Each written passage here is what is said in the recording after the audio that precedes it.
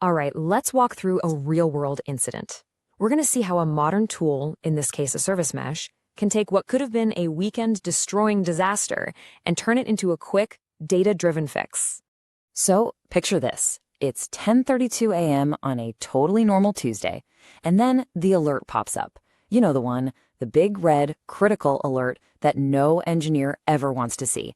API requests are timing out. But here's the twist. It's not a total platform meltdown. It's only hitting one specific group of customers. And this is the question that just drops a pit in your stomach, right? On a really complex platform, a partial outage like this can be way trickier than a full-on failure. Is it something about their specific data load? A weird traffic pattern? Maybe a bad deployment that only they pulled? The list of possibilities is just huge. So let's see how we can cut through all that noise. Okay, step one is always the same. You get the right people into a virtual war room, and everyone gets their eyes on the main dashboard. We call this the fog of war phase, Information is scarce, everyone's got a theory, and making assumptions can be super dangerous. So this is what we're starting with. We know what's happening, timeouts, and we know it's only for tenant group C. Everything else looks green. But the unknowns, man, that's where the stress is. Is this a new code push? An infrastructure problem? And the million-dollar question, which one of our dozens and dozens of microservices is actually causing the problem? The clock is ticking. But here's the game changer. Instead of descending into chaos with different teams pointing fingers and guessing, we have a single source of truth. All of the system's vital signs, I'm talking metrics, logs, traces, the whole shebang, it's all flowing from our Istio service mesh right into Azure Monitor. This is our map. This is how we're going to navigate through that fog. So, with our map in hand, the hunt begins.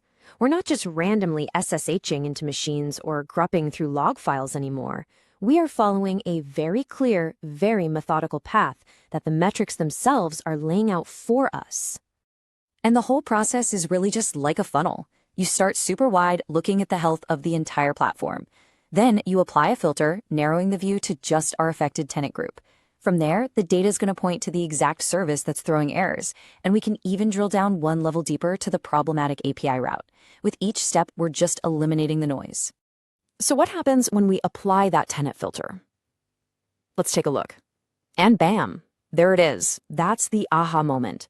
The second we filter for just tenant group C, the picture becomes unbelievably clear. I mean, look at that chart. The billing service is responsible for 87% of the errors. It's not even close. In just a few minutes, we've gone from it could be literally anything to a laser focus on one single service. Now, this brings up a really crucial point. Metrics are fantastic. They tell you what is broken and where it's broken. We now know for a fact the billing service is failing. But to understand why, for that, we need to go deeper. We need to follow a single failed request on its entire journey through our system. And for that, we turn to distributed tracing. All right, so let's move from the 10,000-foot view of the metrics and zoom all the way in to a single trace.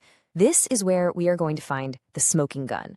This is the piece of evidence that's going to tell us the real story that the high-level charts just can't.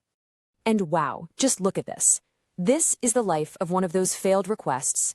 The API gateway, super fast, 12 milliseconds.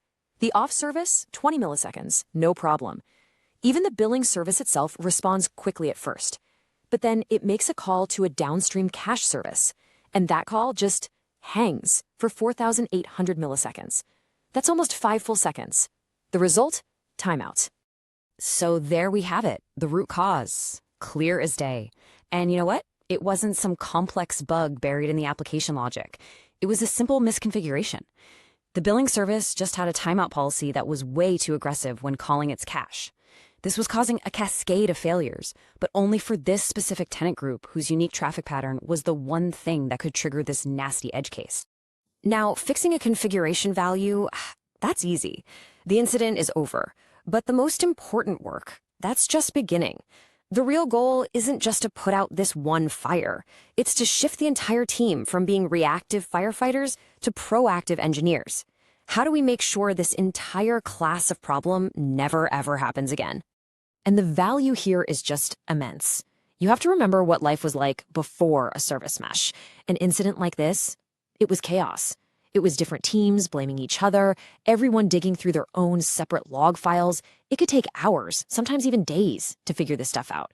But with unified telemetry, we have a common language, a single pane of glass. And the results? We're talking minutes to resolution. And we can put a hard number on that improvement. A 95%. Let that sink in. A 95% reduction in mean time to resolution, or MTTR. That isn't just a small improvement, that's a complete transformation. It means less pain for our customers, way less stress for our engineers, and more time building cool new stuff instead of just fighting fires. But here's the catch. You can't just install a new piece of software and expect these results. The solution here isn't just the technology. It demands a cultural change, a procedural shift. The tech gives you these amazing observability powers, but the teams actually have to commit to using them properly. And this is what leads us to the most important outcome from this entire incident, the creation of an observability contract. This became a new, mandatory standard for any service that wants to be deployed on the platform, period. So let's break down what's in this contract. First, every single service must propagate trace headers. This gives us that complete end-to-end visibility, no exceptions. Second, services have to expose a standard set of metrics. This is so we can correlate what the application thinks is happening with what the network is actually seeing. And finally, teams have to define telemetry on a per-route basis, which lets us isolate problems with even more precision than just the service level. You know, the incident we just walked through, it really proves the incredible power you get from a service mesh. But it also shows that technology by itself is never really enough. It takes a shared commitment, a contract, to really make observability work. So the final question I have is for you. Your next incident is coming. It's not a matter of if, but when. Is your observability platform and your culture actually ready for it?